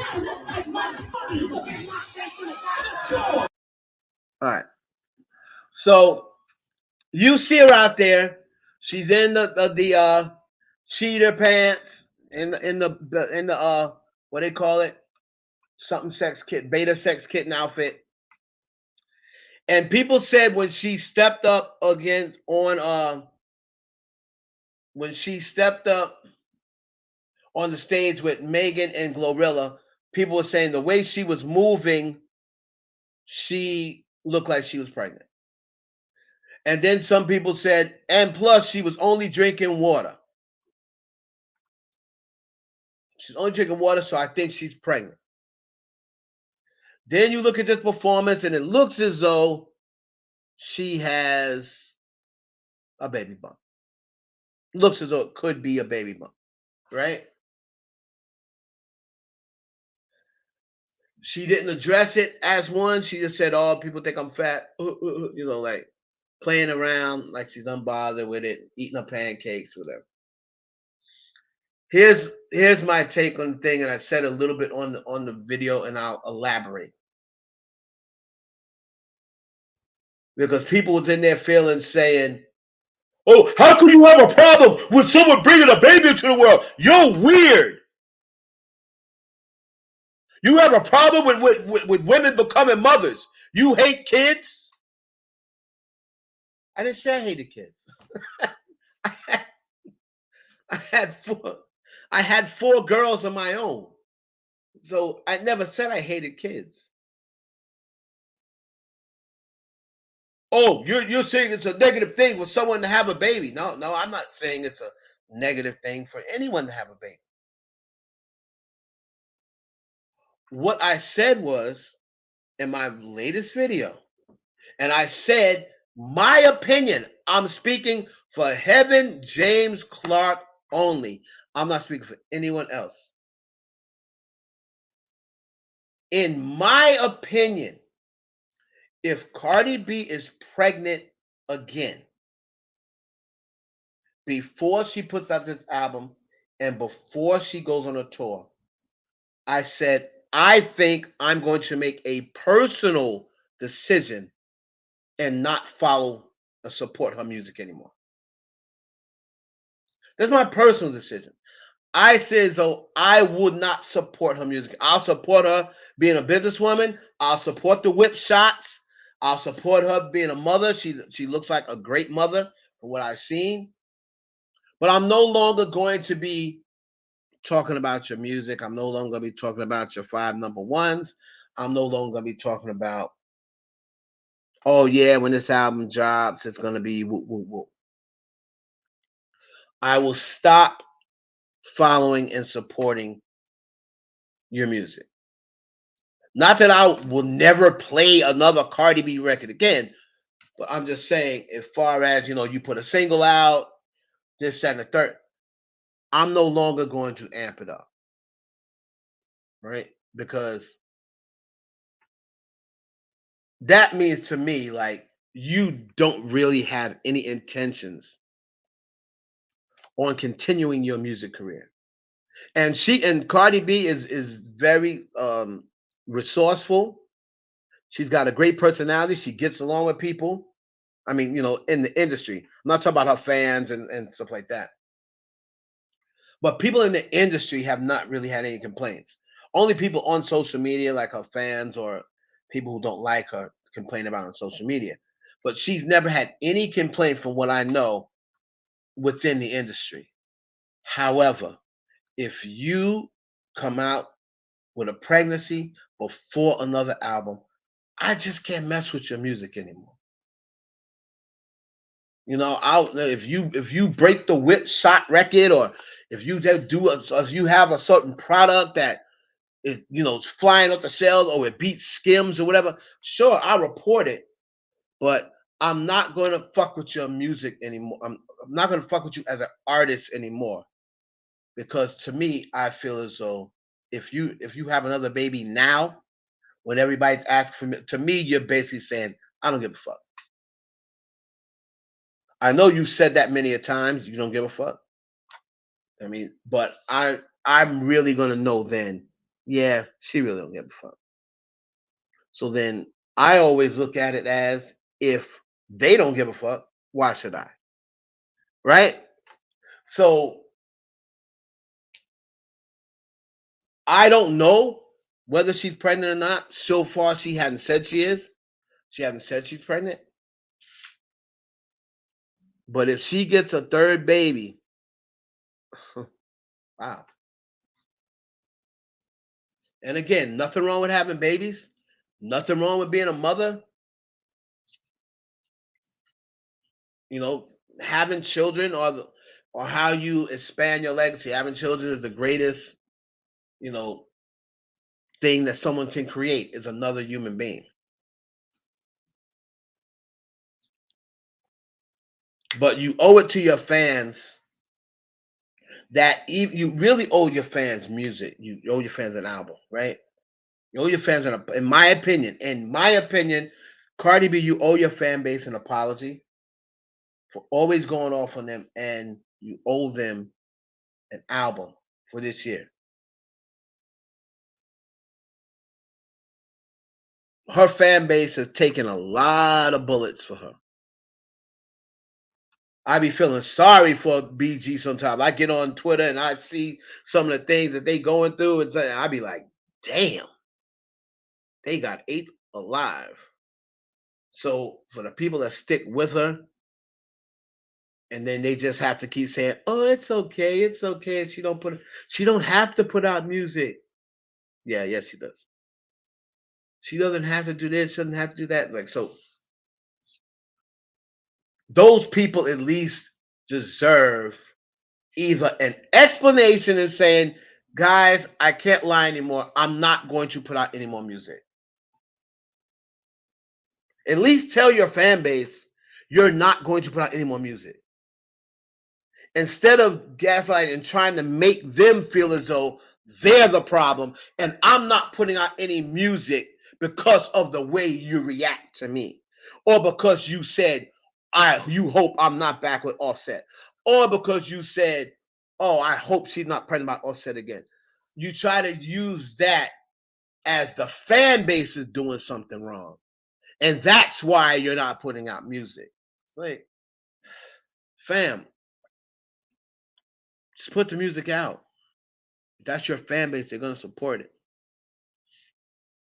But when you're telling your family, oh no, I'm scared to put out a record, or I don't want to put it out because you guys this and you're telling them you're basically scared to put out. And if you're scared to put the record out, if you don't have any confidence in the record, your fan base ain't gonna have no confidence in the record. So I don't get what's the issue. Just put the album out. Put the album out. And if you are pregnant, congratulations. But eh, I'm not gonna be rocking with that. I'm not gonna be like, oh yeah, Cardi, oh another band. I did it for culture. I did it for culture, right? Because I see it really didn't affect you. The culture, having culture didn't really affect you.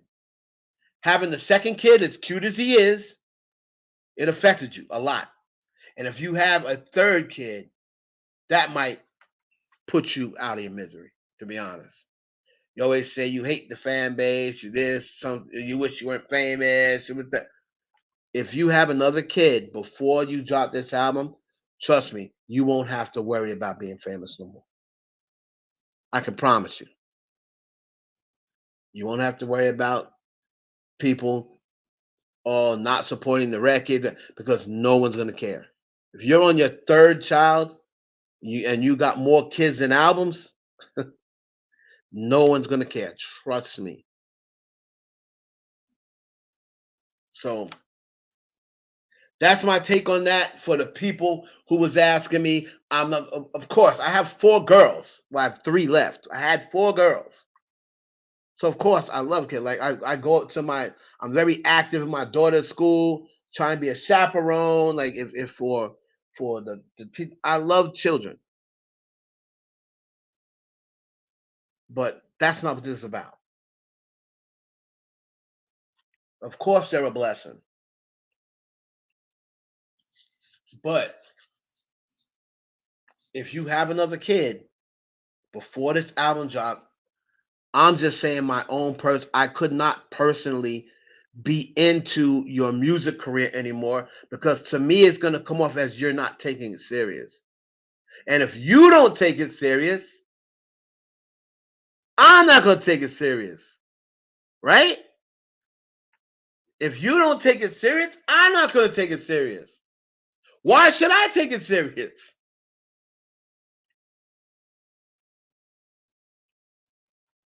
And I'm not a Barty Gang member. You got to think about the people who, go out. You're not going to see me spending no money on no celebrity. I don't spend money on celebrities anymore. So if I'm listening to your music, you best believe I'm on YouTube or I'm on free Spotify. I'm not paying any more money to millionaires. I don't go out there. I don't do streaming parties. I don't give out money. I don't go and buy the single 13 times. No, there's not a celebrity alive anymore that can get money out of me. So I'm going to, first of all, I'll get into concerts. I get into concerts with a press pass. This concert that I paid Hold on 1 second, guys. I'm on live.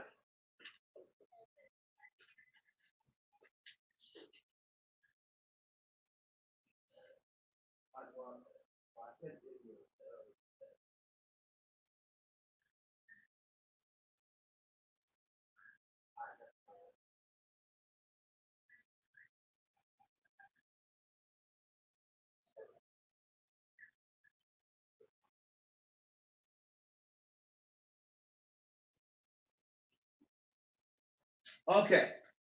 Sorry about that. Yeah, but you know what? You know what? The lack confidence thing now, someone said she lacks confidence. But you know, if Glorilla is putting out music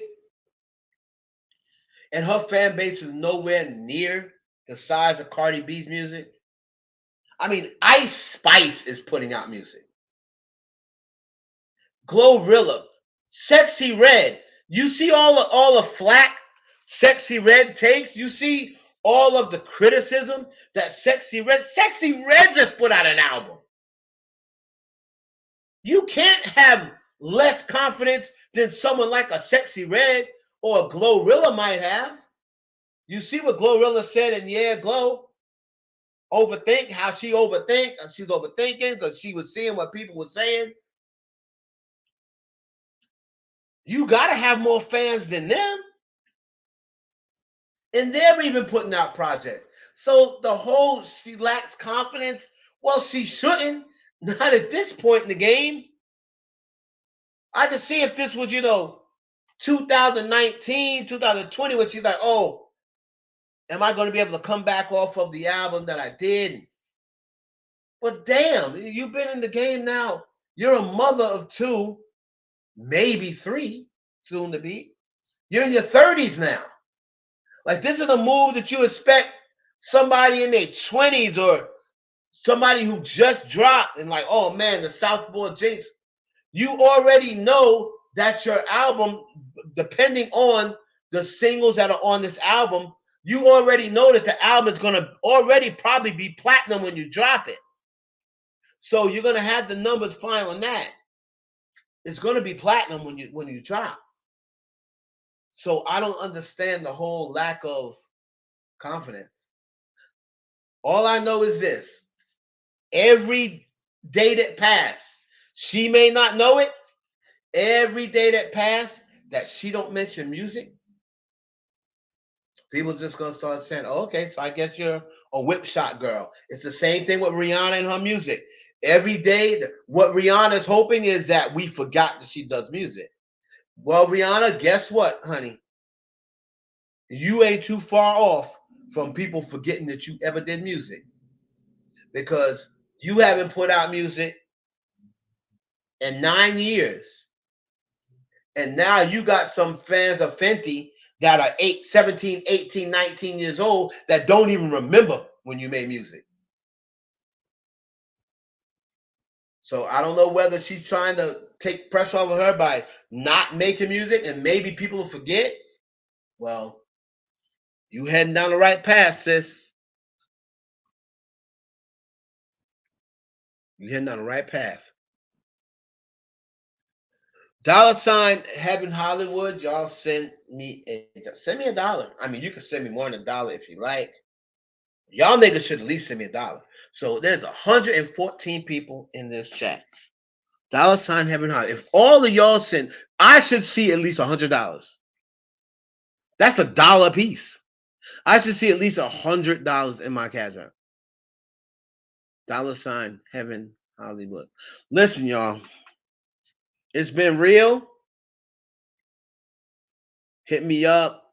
Support the channel. Shout out to everybody. Shout out to my moderators. Leonard Jenkins, what up?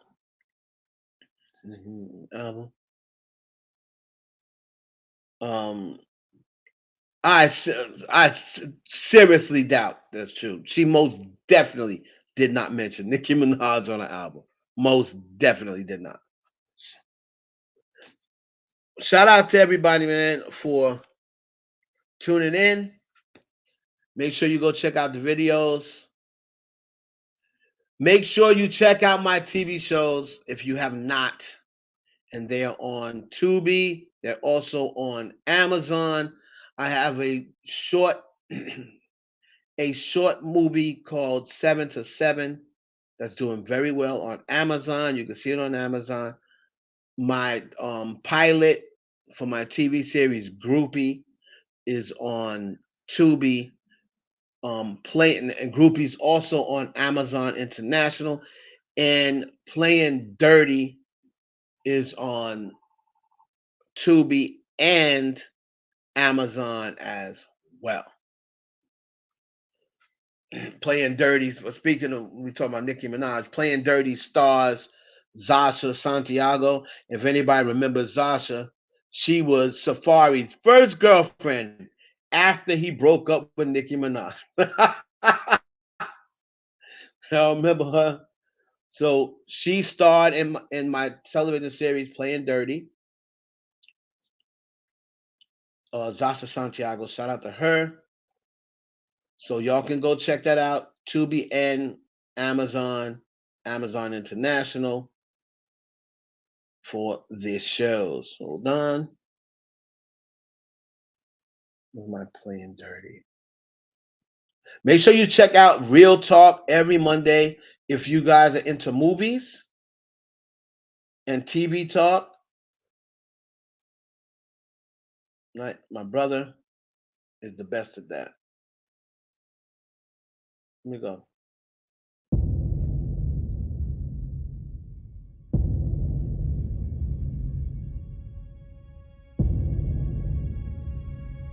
I'm Yoshi Lomax, superstar attorney at law and fugitive.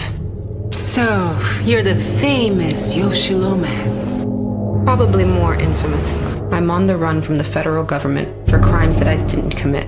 Gentlemen, I'm Deputy U.S. Marshal Sharon Starr. I'll be taking things from here. Not to mention being on the hit list of at least 3 of Miami's major crime bosses. I wanted to apologize in person for leaving so abruptly last night. Welcome back. That's Vladimir Kuzetsov, a Russian crime boss. He's been a suspect in over a dozen missing person cases. I mean, I didn't get here to be this successful for doing things the American way. I need a list of the jury for my case with Hanju. Oh, really?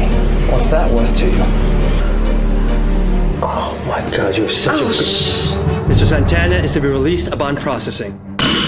So what do you know about Sheldon Chisholm? What do you want to know about him? I really need to know if you're going to take my case. I don't have time to play, Miss Lomax. Money is not a problem. You know anything about his case? It's being handled by agents in my field office. I've learned that in this game of life, in order to win, Ready to dance?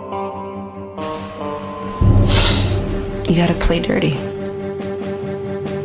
You might look at me and see a beautiful, confident, successful woman. Congratulations, counselor. Yet another win. But underneath, I'm flawed. I'm broken. And I'm scared. So I have no choice but to run until I can find a way to clear my name. Miss Lomax is now considered a fugitive of the United States. Catching fugitives is my business, which makes her my suspect. You and your associates are relieved. Look. She killed one of our own. But I will not give up. All right, people, listen up. Get a picture of Miss Lomax out there so the public knows what she looks like. I will not give in. Okay. People, we got a game plan. Let's break and execute. I will not get caught. Time to go hunt.